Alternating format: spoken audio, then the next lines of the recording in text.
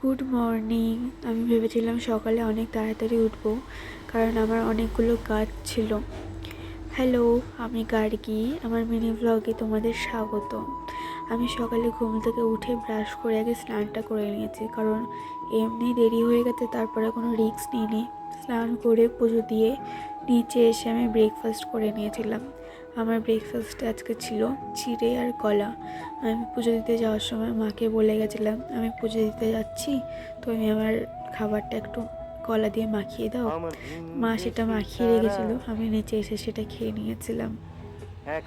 আর আমার এত জামা পরার জন্য আমি কোথাও যাওয়ার সময় আমার কোনো জামাই খুঁজে পাই না। আর আমি জানি এই ভ্লগটা মা দেখবে, তারপরে বলবে হ্যাঁ তাহলে তুই স্বীকার করলি, তাহলে তোর অনেকগুলো জামা আছে। এই তো বাবার সাথে বেরিয়ে গেছি, কিছু ব্যাংকের কাজ ছিল সেই জন্যই গেছিলাম। তারপর হয়নি, সেই হতাশা হয়ে বাড়িতে ফিরে এসেছি। বলেছে দুপুরবেলার দিকে যেতে, তাই আবার দুপুরবেলাতেই যেতে হবে। তারপর বাবার সাথে গেছিলাম, আবার কাজ হয়নি তাই বাড়ি ফিরে যাচ্ছি। আমার ব্যাংক অ্যাকাউন্টটা বন্ধ হয়ে গেছে, সেই জন্য কেওয়াইসি করতে দিয়েছিলাম, কিন্তু অ্যাকাউন্টটা এখনও খোলেনি, বললো টাইম লাগবে। সেই জন্য আবার বাড়িতে চলে যাচ্ছিলাম। বাড়ি আসার সময় বাবা আবার মিষ্টির দোকানে দাঁড়ালো, বললো দই কিনবে, তাই দই কিনে একবারে বাড়িতে চলে এসেছি।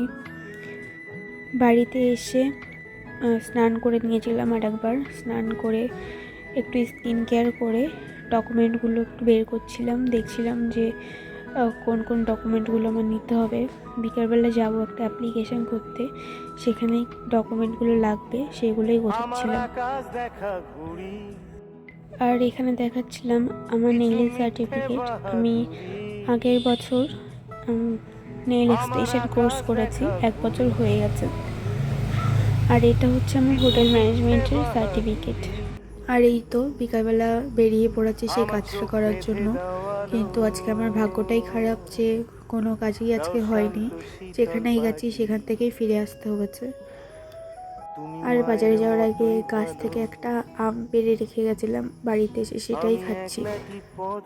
বাড়িতে এসে আম খেতে খেতে কিছু কথা নিয়ে মার সাথে আর বাবার সাথে একটু কথা কাটাকাটি হয়েছে, তাই যতবার কথাটা মনে পড়ছে ততবারই ভীষণ রাগ হচ্ছিল, তাই মুড অফ করে বসে বসে চাই খাচ্ছিলাম। আর আজকে আমাদের বাড়ি রাত্রিবেলা হবে চিকেন। দুপুর থেকে চিকেন খাওয়ার জন্য একটু বায়না করছিলাম, আর বাবা বাজারে যাওয়ার আগে দেখে গেছে আমার মাথাটা একটু গরম, তাই বাজার থেকে আসার সময় চিকেন কিনে নিয়ে এসেছে। আর যতবারই মা চিকেন রান্না করে ততবারই আমি মার কাছে বায়না করি যে চিকেন কষানো হয়ে গেলে আমাকে 2 পিস দিও, তাই মা আমাকে প্রত্যেকবারই দেয়, আমি না বললেও সেটা মা দেয়। তোমার গায়ে লাগে না ধুলো, আমার দু মুঠো চাল চুলো। আর এই তো আমি শুতে যাওয়ার আগে আমি আমার ফাইনাল স্কিন কেয়ারটা করে নিচ্ছি। তাহলে আমি আমার ভিডিওটা আজকে এখানে শেষ করছি। তোমরা কমেন্টে জানিও আমার ভিডিওটা তোমাদের কেমন লাগলো। দেখা হবে পরের ভিডিওতে, ততদিন ভালো থেকো, সুস্থ থেকো, বাই। প্লিজ ঘুম হয়ে যাও চোখে।